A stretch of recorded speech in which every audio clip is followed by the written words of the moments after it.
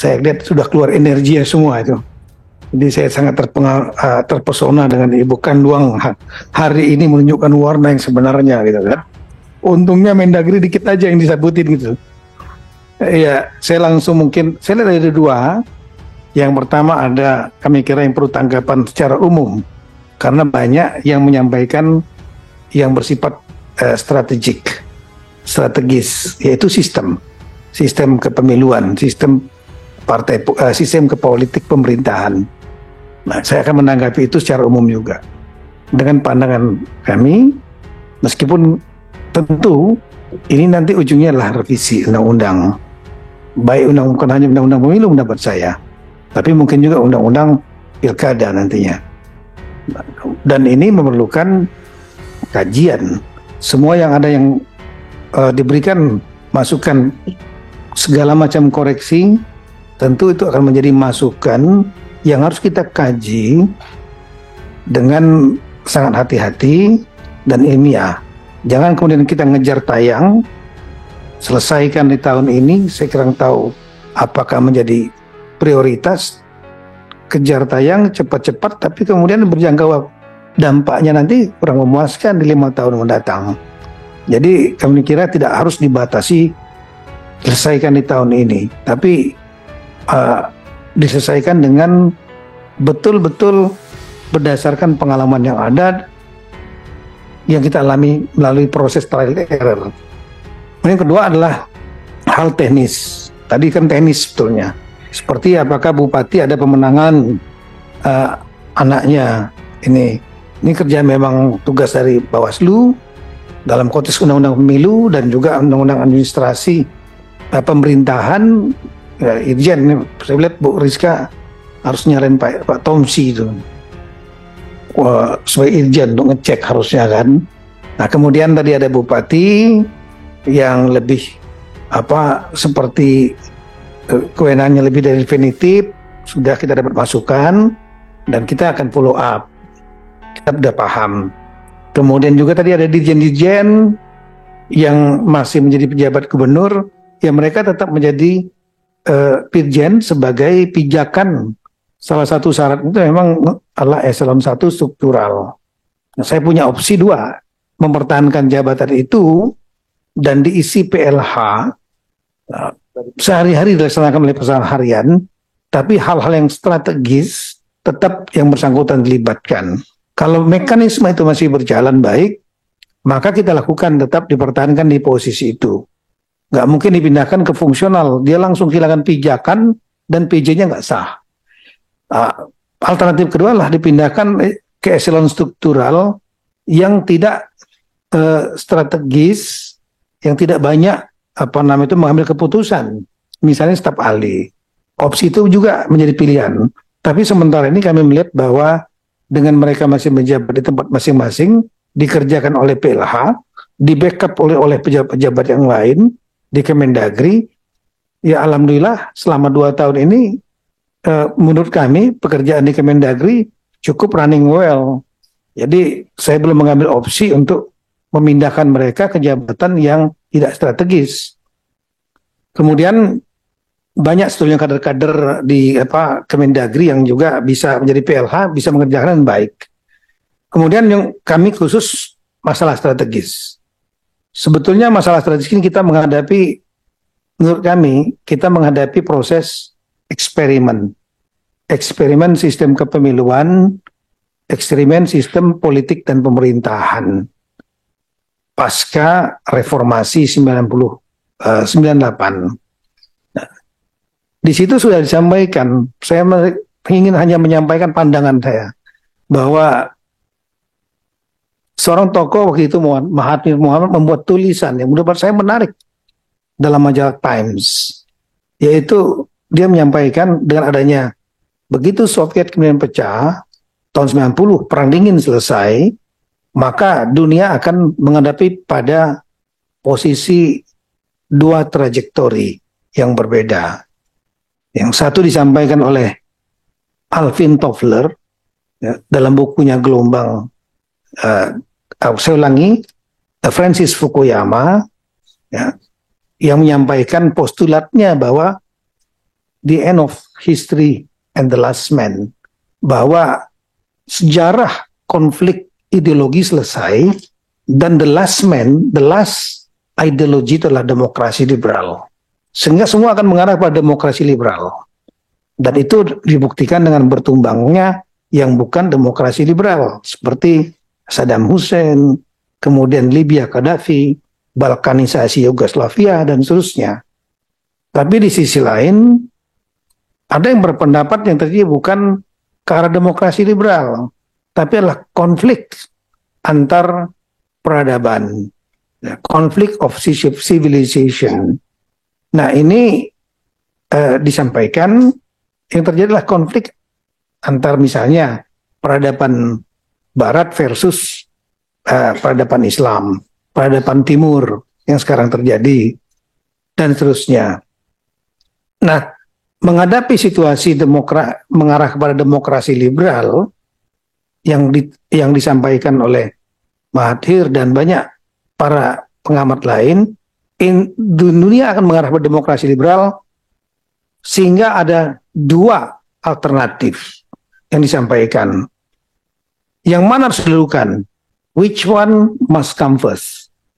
Apakah demokrasi diterapkan ataukah welfare, kesejahteraan? Yang mana yang sudah dilakukan? Nah, dia sudah menyampaikan kalau demokrasi liberal yang diterapkan dulu, kalau itu diimplan kepada negara yang penduduknya didominasi oleh middle class, yang menunjukkan mereka memiliki literasi demokrasi yang memadai, menerima arti demokrasi yang sebenarnya, hak-haknya dan lain-lain, that's fine. Itu akan terjadi sistem yang bagus, check and balance, dan sistem pemerintahan yang kuat. Tapi kalau seandainya itu diimplan kepada negara yang dikuasai atau majoritinya adalah low class, it takes big risk. Risikonya sangat besar. Kenapa? Karena yang terjadi adalah manipulasi atas demokrasi. Demokrasi akan dikuasai oleh siapa yang kuat.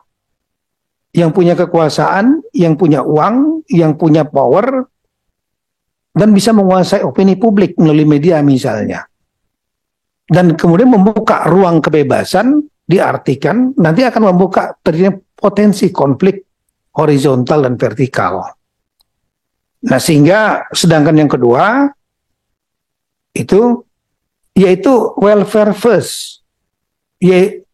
Bagaimana caranya, apapun sistemnya, mau itu demokrasi, autokrasi yang dikuasai sekelompok orang, ataukah itu authoritarian, autokrasi yang dikuasai satu orang, oke-oke saja menurut yang bersangkutan, sepanjang bisa menjamin kesejahteraan rakyat. Begitu rakyat kesejahteraannya meningkat, negara itu dikuasai oleh middle class yang besar, maka perlahan ruang demokrasi, freedom, kebebasan itu dibuka. Dan kemudian demokrasi akan really working, karena masyarakat sudah mengerti demokrasi. Nah, kita tahun 98, suka atau tidak suka, disadari atau tidak disadari, kita sudah memilih jalan pertama, demokrasi first. Kita membuka sejumlah undang-undang dibuat. Undang-undang yang pertama, undang pendapat dibuka umum, Oktober 98, undang-undang keormasan membuka dalam rangka freedom of congregation, kebebasan untuk berserikat berkumpul. Kemudian kita juga membuka kebebasan pers dan lain-lain, kekuasaan parlemen yang lebih bisa menandingi presiden, dan seterusnya dan seterusnya. Ya, inilah risiko yang sudah diperhitungkan yang terjadi, kemungkinan manipulasi demokrasi. Dan kalau kita ingin mengambil jalan yang kedua, ya, ini kan sebetulnya pembicaraan yang kita diskusikan saat ini dalam konsep seperti itu, framework cara berpikir seperti itu, sebetulnya kita ingin berusaha untuk melihat ruang demokrasi yang lebih baik yang bisa menjamin kesejahteraan rakyat. Artinya kita berusaha untuk mengarahkan kembali demokrasi yang sudah terbuka lebar untuk mengarahkannya menjadi welfare, kesejahteraan rakyat untuk menjamin kesejahteraan rakyat. Itu sulit untuk berjalan paralel. Nah, kalau kita ingin mendahulukan welfare first, kesejahteraan dulu, maka mau nggak mau ruang demokrasi, freedom itu menjadi harus dikurangi. Ini adalah zero sum game. Satu dikurangi, maka akan menambah yang lain, satu ditambah akan mengurangi yang lain. Pertanyaannya adalah, kalau kita ingin melakukan perubahan, revisi atas freedom, kebebasan yang ada, ya, maka kita akan berhadapan kepada banyak sekali pihak, dan revisi-revisi itu akan diartikan sebagai kalau mengurangi demokrasi, maka kebebasan, maka akan dianggap anti demokrasi.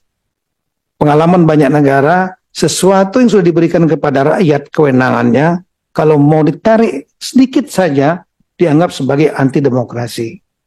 Nah, oleh karena itu, ini memang harus disuarakan bersama. Kita kaji secara ilmiah.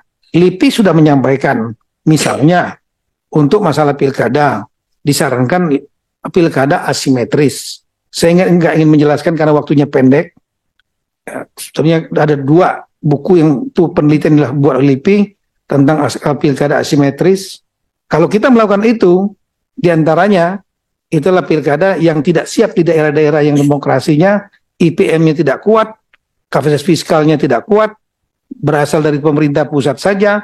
Kalau dilakukan akan terjadi konflik di daerah itu, maka sebaiknya dilakukan melalui mekanisme DPR. Apakah bisa diterima ini? Dianggap anti demokrasi.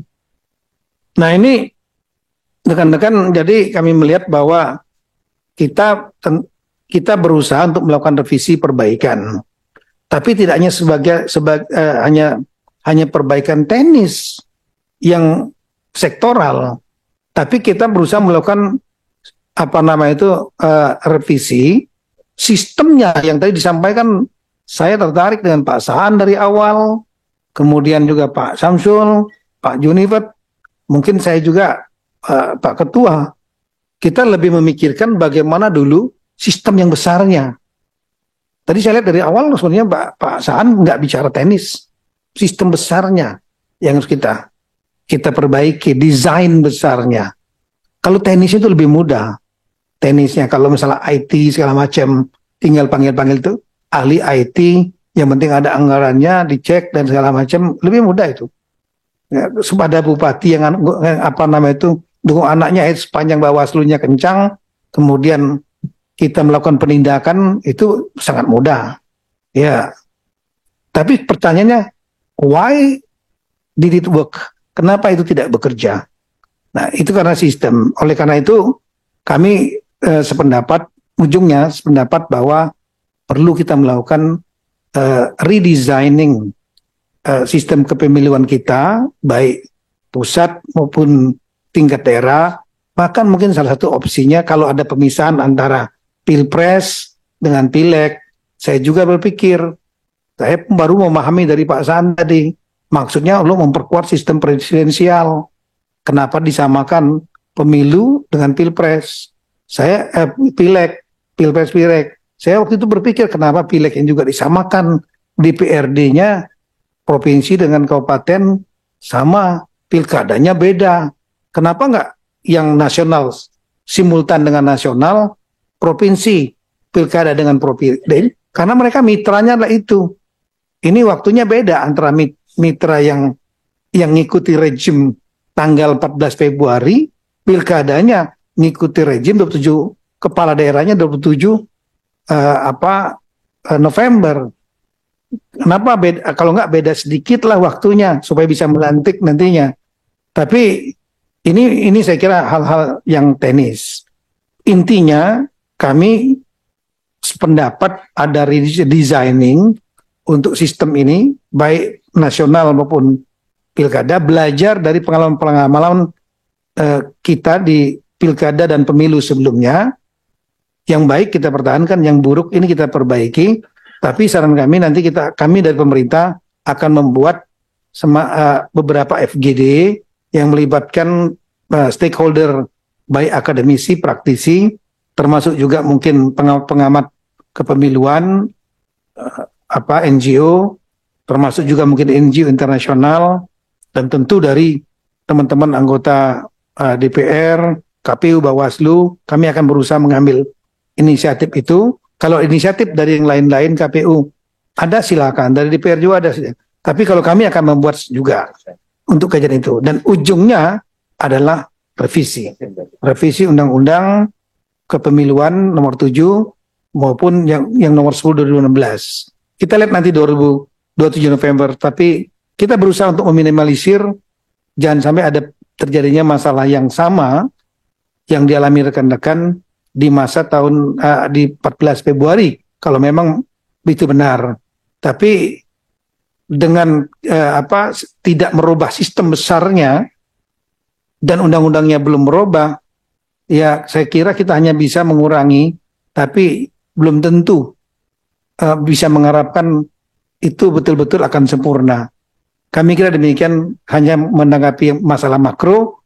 Pak Tomsi masih di sini, mungkin nanti jawaban-jawaban teknis atau pertanyaan teknis yang terkait Kemendagri juga akan kita sampaikan. Yang jelas sebagai akhir, kami banyak sekali sudah menyiapkan sebetulnya apa yang sudah kami kerjakan, mulai anggaran, DP4, segala macam keterlibatan dalam pembuatan regulasi, Linmas dan lain-lain yang cukup banyak kami kerjakan. Dan dalam pandangan Kemendagri bahwa terlepas dari banyak persoalan, tapi pemilu 2014 Februari lalu relatif berjalan cukup aman, lancar dan kondusif. Terima kasih banyak. Assalamualaikum warahmatullahi wabarakatuh.